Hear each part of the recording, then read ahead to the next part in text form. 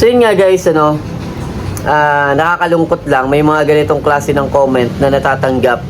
Hindi lang si Kalingap Mikoy, actually si Kalingap Rob, tapos yung ibang mga team Kalingap, umaabot talaga sa ganitong mga comment, which is okay lang naman sana kung ang comment ay about sa ganyan, ganito, halimbawa love team, tandem, matatanggap mo sana yung ganong klase ng comment. Pero yung akusasyon kasi, syempre masakit ito, masakit ito lalo kung hindi totoo.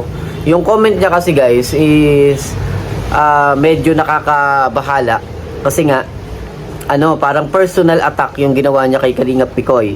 Kaya nga hindi naman magre-react si Kalingap Mikoy ng ganito kung hindi ito personal attack. Kasi kung ito ay yung mga basher lang dun sa social media, sa kanyang comment sa live, so hindi niya ito pinapatulan, tinatawa-tawanan niya lang ito Pero iba kasi yung comment guys Yung comment kasi ay may pagka-akusasyon about sa ginagawa niya, Kasi yung comment ng tao is para bang inaakusahan siya na siya ay nagda-drugs, Kasi palagi daw siyang nasa labas.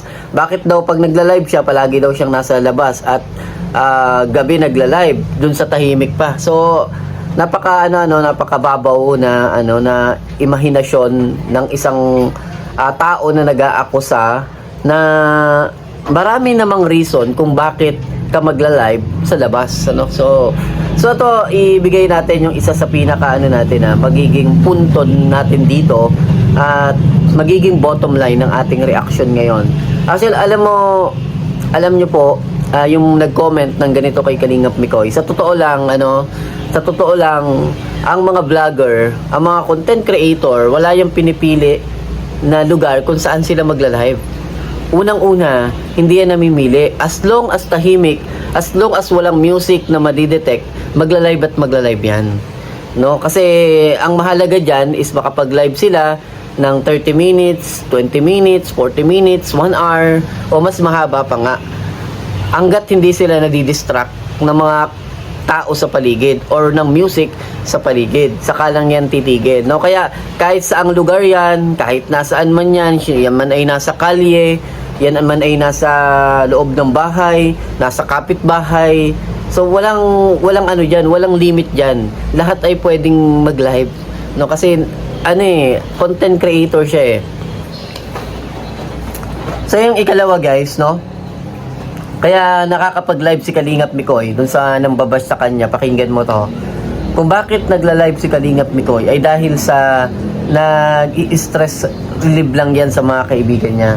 Ang mga kaibigan niya kasi guys ay yung iba kasi dyan, mga nagnenegosyo like motor shop, kaya nasa tabi ng kalsada. So hindi kasi alam ng karamihan na si Kalingap Mikoy, syempre tayo taga-Daet, marami tayong mga connection, marami tayong mga kakilala na mga kaibigan din niya na nakikita at nalalaman kung nasaan siya. So ang mga sinasabi nila kung bakit si Kalingap Mikoy madalas nasa labas, kasi nga maraming kaibigan na may mga negosyo na motor shop, siguro nagkikwentuhan sa labas, na papalipas ng oras. Kasi nga si Mikoy ay isang artist, hindi mo mawawala sa isip pag isa kang artist, which is ikaw man ay dancer or what. So palagi kang nasa field, Palagi kang nasa field at syempre nakikipag-communicate sa mga kagrupo, sa mga kaibigan, sa mga kakilala. So hindi ibig sabihin na lahat ng nasa kalye ay addict or drug pusher, Kasi baka ang mindset nyo lang po is ganon, So nade-judge natin yung bawat tao. So sabihin natin, ako nga tumatambay sa labas, hindi ako naninigarilyo, hindi naman ako nagda-drugs, hindi ako masyadong umiinom. So ibig bang sabihin ay pusher na ako? So ganun ba yung points ng iniisip nyo, kapag nasa kalye, nasa labas, gabi, nagla-live is hindi na maganda yung ginagawa. So alisin natin yung mindset na ganyan, Sana wag nating i-judge yung bawat tao na nasa labas kasi nakakasakit po ng damdamin yan. Hindi po nakakatuwa. Yan man ay joke o personal, totoo man o hindi. So masakit yan para sa kapwa natin, So kaya nga nag-react si Mikoy dun sa comment nyo kasi mali yung comment nyo. Kasi si Mikoy, kaya lang yung nasa labas, alam naman natin na marami yung kaibigan, may mga negosyo na may mga kaibigan, nasa labas yung mga business like motor shop, yun yung tinatambayan niya, yun yung pinupuntahan niya, kaya minsan nasa kalye siya, nagpapalipas ng oras, instead na nasa bahay, nagpapalipas muna ng oras sa mga kaibigan para lang makapag-relax, makapagpahinga. Syempre yun yung yun yung siguro yung kaligayahan niya eh.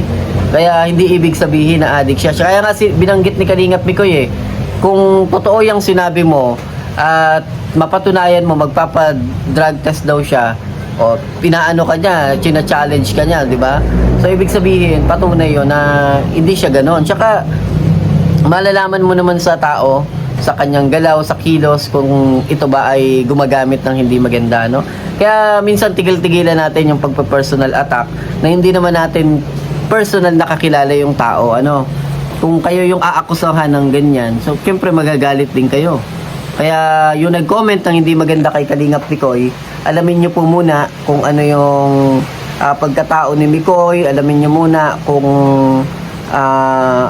siya ba ay ganito, ganyan, kesa nagsasalita tayo ng hindi maganda, tapos nagdudulot yun ng pagkasira dun sa reputasyon ng tao.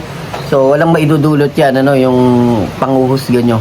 So tigil-tigilan nyo na yan guys, kasi masamang gawain po yan. No, tandaan nyo kung ano yung tinatanim nyo, yun yung aanihin nyo. Kaya ang itinatanim mo ay pambibintang, yan din yung aanihin mo, no? So tandaan nyo lang po yan, reminder na yan, So masakit yung kay Kalingap Mikoy, pero alam naman natin na hindi siya ganon kasi ang mga nakakakilala sa kanya, yun yung makapagsasabi kung anong klaseng tao si Mikoy, So yun nga guys, no?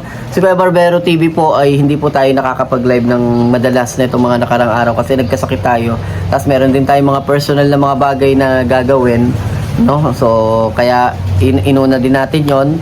Tapos syempre bago natin tapusin yung video na to, gusto natin na pasalamatan lahat, no? Kalingap Rob, Kalingap Mikoy, Kalingap Eds, ganun din po sa Mikris fans at ganun din po sa Edsy fans. Shoutout po sa inyong lahat at mag-iingat po kayo. Bye-bye.